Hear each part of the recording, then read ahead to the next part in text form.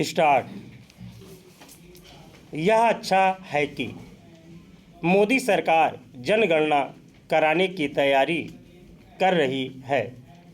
इसमें और देरी नहीं की जानी चाहिए, क्योंकि कोविड महामारी और फिर लोकसभा चुनावों के कारण पहले ही बहुत देर हो चुकी है।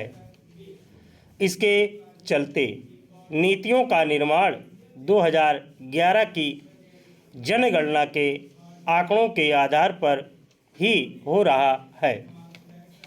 सरकार के सामने समस्या केवल यह नहीं है कि जनगणना शीघ्र कराई जाए, उसके सामने समस्या यह भी है कि जाति आधारित जनगणना की विपक्षी दलों की मांग का सामना कैसे किया जाए।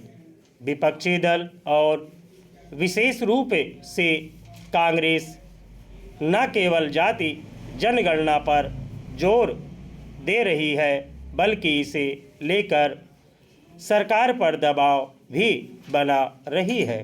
सरकार को इस दबाव का प्रतिकार करना होगा, क्योंकि जाति जनगणना की मांग केवल संकीर्ण राजनीतिक स्वार्थों के इरादे से की जा रही है।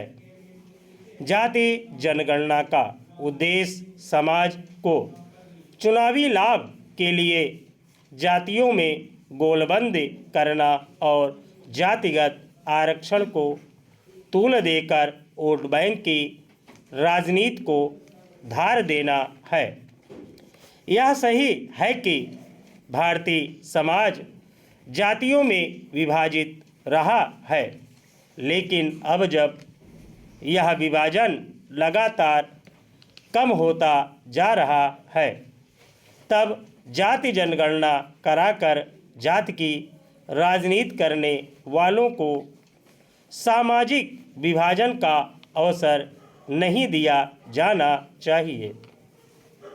इसलिए और भी नहीं, क्योंकि जाति की राजनीति करने वाले जातीय वैमनस्य को भी हवा देते हैं।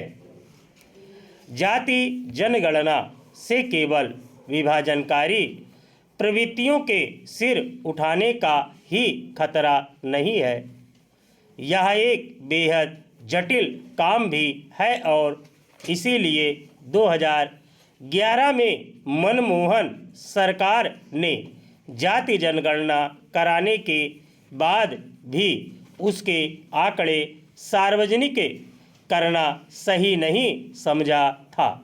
तथ्य यह भी है कि स्वतंत्रता के बाद जाति जनगणना की आवश्यकता नहीं समझी गई। जाति जनगणना इसलिए आसान काम नहीं है, क्योंकि कई ऐसी जातियां हैं जिनकी एक राज्य में सामाजिक और आर्थिक हैसियत दूसरे राज्य से बिल्कुल भिन्न है। इतना ही नहीं, कहीं उनकी गिनती अनुसूचित जाति में होती है तो कहीं पिछड़ी जाति में। जाति जनगणना के पीछे यह तर्क दिया जाता है कि पिछड़ेपन का एकमात्र आधार जाति है।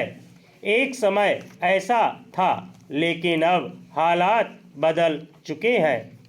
आज शहरों में किसी को इससे मतलब नहीं कि कौन किस जाति का है।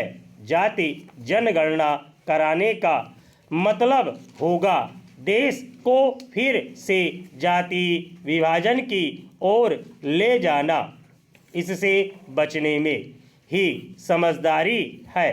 आज आवश्यकता तो यह पता लगाने की है कि किसकी आर्थिक हैसियत कैसी है।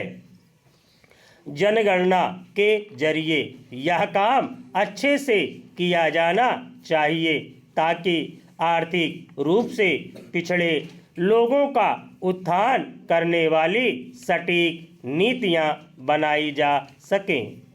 आज के युग में आर्थिक उत्थान ही समग्र विकास की कुंजी है। आर्थिक रूप से सक्षम व्यक्ति सामाजिक रूप से स्वतः ही सशक्त हो जाता है।